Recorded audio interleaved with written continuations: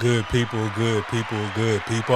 Welcome back to the Gumtown Podcast, episode 156. I'm Doug B. If you tuned in to this podcast, thank you for your time and your attention. I really appreciate you giving it a shot. Today's guest is the founder and director of Successful Connections nonprofit organization. I'm looking forward to this conversation, and I'm sure we'll all be inspired by her story. Let's chop it up with Kimberly Smith. Kim, how's it going? It's going great. It's going great. Glad to hear that. First things first, thank you for taking time out of your schedule to chop it up with me. I really appreciate it. Thank you for thinking of me. Yes, ma'am. Of course, here to talk about all the great things you got going on with Successful Connections nonprofit organization. But before we go there, let's get to know the woman behind the brand. Born and raised in Millbrook, Alabama. What was your upbringing like? It was absolutely great. I am a cosmetologist, so that has been my profession. So I do have a salon here in Millbrook. I've had it for about 15 years. I've been doing hair for over 25 years. So I am very well rooted in my community. Okay, sounds good. And just from what you were saying about your upbringing, you had a great upbringing. It sounds like you had a great village around you growing up. Yes, yes. All of my family is here. A lot of my family is here in Millbrook. I have a lot of great support. My mom and dad, they live in Millbrook. They're still here. Um, I had a lot of great support doing business here in Millbrook. Yes, ma'am. That's good stuff, and that's a blessing that both of your parents are still here, and you had a great village growing up that supported you and nurtured you, and you still doing business, doing great things in the city you grew up in. That's powerful. Yes. So you grew up in Millbrook. You had a great village around you. Finished up grade school. So when you finished up high school, did you go to college, military, or you went right to work? Actually, I was working. I was already working in the hair business, and after high school, I went to Patterson and got my cosmetology license. Okay. And from there, I worked in a few salons. Even worked in Montgomery. And then I ended up coming back to Millbrook, and I opened up a salon. That's where I have been. Okay, sounds good. So you already knew. So when did you know that you had a gift of doing hair and that you wanted to make a career out of it? I would say I always did hair when I was in school. Actually, I did everybody hair for graduation. So it's funny now looking back at our graduation pictures. We're coming up to class reunion here now, this weekend. So it's funny when we look back at the graduation and prom pictures. They'd be like, "Girl, you did all our hair." I was like, "Yeah, I've been doing this for a long time, and we've been out of school for like 20 years." So it's like, wow, I really have been doing this for a very long time. So I think that the passion, it was just always in me as a child. And I just grew up with it and I just kept going with it. Wow, that's amazing that you had that gift, discovered that gift as a child, and that your sounds like, of course, it sounds like your family nurtured that gift, supported you, and you're doing that present day. Like that's amazing, Kim, because a lot of times we have these dreams and aspirations as kids, but the people that our loved ones, they shoot down our dreams. Sound like your folks then shoot down your dreams. Well, it's like one of them things. As long as you have the dream within you and you decide that that's what you're gonna do, nobody can shut it down. So I mean, I'm not gonna say it wasn't hard. Yes, it was. But just keep going, and as long as you follow your dream and your passion, God is gonna send you the rest of it. Mm, I And like that's that. and that's and that's what my parents always taught me. If it's something you want to do, just go for it. It may not be easy, but hey, anything easy is not worth having. So you got to work for it. You're gonna work to keep it. Mm. That's how I feel about it. Yes, ma'am. That's powerful stuff, and that makes total sense. And I agree with you wholeheartedly. Just have an understanding of what you want, go get it, stay focused, put God first, and everything else will work itself out. Powerful. Absolutely, absolutely. Yes, ma'am. Yeah. So, So, yes, ma'am. I'm here. I hear you. Yes, ma'am. So, present day, you own the salon, doing great things with the salon. Today, we're here primarily to talk about what you got going on with Successful Connections nonprofit organization. What you got going on over there? Yes, I am so excited. Successful Connections is a resource center. So basically, what I do is connect people to resources. With being in the hair business, going to the barbershop, you find out everything. If you want to find somebody to fix your car, if you want to find a new doctor, if you want to find somebody to build a house, you're going to find somebody, know somebody at the barbershop, right? So, with talking to people and learning everything I just realized that there was a real strong connection within our community and a real need for resources. So, when the pandemic hit, it really showed myself how connecting with people was so important. And I missed the connections of having the connections with people when you need things. Somebody know somebody that can help you, right? And just being able to connect people with resources and connect them with the help that they wouldn't ordinarily find just being to themselves, it's a great asset, and I absolutely love being able to help people and connect people to resources. A lot of times our people don't do because they don't know, you know, and I just love it. That's what successful connections is all about. It's about connecting successful people with the people that need them. Mm.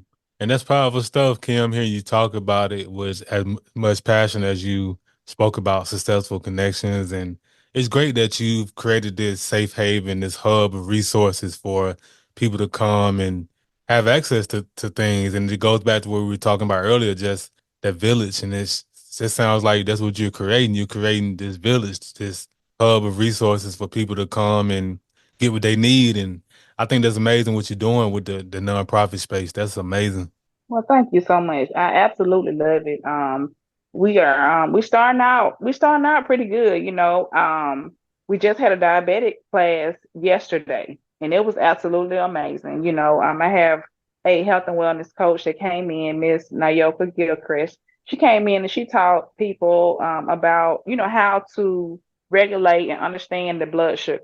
So if you wanted to holistically lower your blood sugar, or you want to responsibly take your medication, she taught on that. So it gave you a better understanding of you and your body. So you know how you want to take control of your body. And it was absolutely amazing. Mm. Now that's great hearing you talk about that class and just that information that she shared with somebody who needed to hear it. And like you were saying earlier, just to paraphrase what you said earlier, a lot of times we don't we don't have access to the information, and it is not a thing of we won't do it, we just don't know. So I think that's great that you have that class, you have these resources, you have these avenues for people to get educated and get what they need to progress in life. Yes, and what I like to do, I like to connect and collaborate with other individuals that offer services to people because we're going out throughout the community. There are it's a lot of great organizations that offer great things that we just don't know nothing about. And I think that it is so important for us to come together and collaborate and spread the word because, you know, I might not need it, but the next person may as well. That may change their life. And that is everything. It's not important to you until it's actually important to you. So it's absolutely I just absolutely love what I do. Mm. Yes, ma'am. And even with you being a salon owner, it makes perfect sense why you're in this nonprofit space. You love working with people because you clearly are in the Yeah, people's business already. yeah. Okay. Yes, I love people. I'm telling you, man, when COVID hit, I was in this house. I was like, oh my God, can I see a person walk down the street? You really realize, who you are and what your purpose is. But the nonprofit world is absolutely great. I've met some great people. I am continuing to meet great people.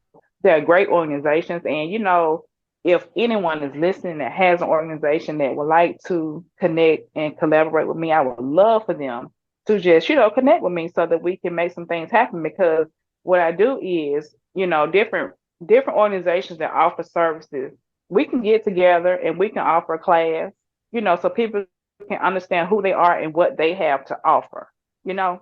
Yes, ma'am. And like you were saying earlier, you love to collaborate. So do I, Kim. Like collaboration is everything because we all have different gifts and perspectives, and we bring all that together. We're unstoppable. And when I say we, I'm talking about people who look like you and I. Absolutely. Absolutely. That's why I said, the going to these events, it's amazing to see how many great organizations are out here that, wow, people just don't know nothing about them. And, I am more than excited to get the word out and get people to know that, yeah, they do this. Yes, this is offered for you. It's so many people that's struggling in silence when they don't have to. But, they don't know that there is actually help for them. That's why, I want us to successfully collaborate, get together, and help each other. Because if we pull together, we are so powerful. You know, Yes, it's ma'am. just so much. It's so much that we all have to offer, and I just wish that that we could just come together and help each other. Yes, ma'am. I agree wholeheartedly, 1000%. And in due time, we'll get there to where we can all get on one sheet of music and collaborate. I'm gonna keep the faith that we'll get it together. But I definitely. You know, Hmm? we most definitely will, because it's more of us that want to collaborate and connect than there is that want to be apart. Mhm. Understanding, even with being in the hair business, understanding that I can't do everybody hair. Right. So, okay, I know Susie up the street. She's great. I can't do you right now, but guess what? Susie can. If Susie don't know somebody, she know Mary. If we can stay connected like that, you remember how it was in the old days. We they always looked out for each other, and that's I think where I learned that from, because my grandmother, she never turned anybody away. If she could help them, she would. If you were hungry, that wasn't a thing in our community. Nobody's gonna be hungry, because if you're hungry and you need food, if you ask for it, you got it. You know, we may not have had a lot, but being clean and having something to eat was what we had. Yes, ma'am, 1000%. And like to your point, those definitely were the good old days. I hear I used to hear those stories from my grandparents as well, just talking about how neighbors would share sugar, butter, milk, and it wasn't a whole bunch of I me my mind. It was community, it was collaboration. And to your point, like I definitely believe we'll get back to that. I mean, all it takes is just for a couple of us to latch on and show that collaboration works. And it'll eventually grow over time. Yeah, it will. It most definitely will, because we learned it from somewhere, Doug. Right. So as long as we stay true to who we are and what we were taught, it won't go nowhere. Even though it made things look different, but that's just only because things are different. So we just have to let people know it's okay to communicate and collaborate, and let people know that you're not okay, because everyone is not out to hurt the other person. There are actually good people out here that wants to help. And Right. we are some of those people. Right. Yes, ma'am. Yes, indeed. So whenever I have entrepreneurs on the platform like yourself, I like to talk about three things: the aha moment, action, and audacity. Take us back to your aha moment when you first had the idea to create successful connections. The first, okay, when I had the idea, actually, it was me and a client. It was just two of us. And we were just talking, like seriously. And we put together a awareness event in a month's time. And basically, there was a lot going on in the community with domestic violence and mental abuse, mental illness, and just different things. It was a lot of.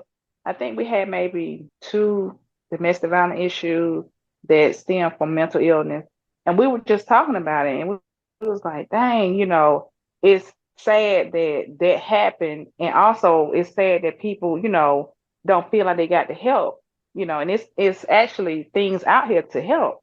So through the conversation me and her had, we just got together and we just did an awareness event, and we went out and invited these people, everybody in the community that offered any kind of assistance with domestic violence or mental illness. They were at the event, and basically the community came out and they could just learn about what was available if they needed help. So that was the beginning of it. The aha moment was after I started doing the event. Everybody kept asking me, are you a nonprofit organization? Which I wasn't. I was just an individual wanting to do good.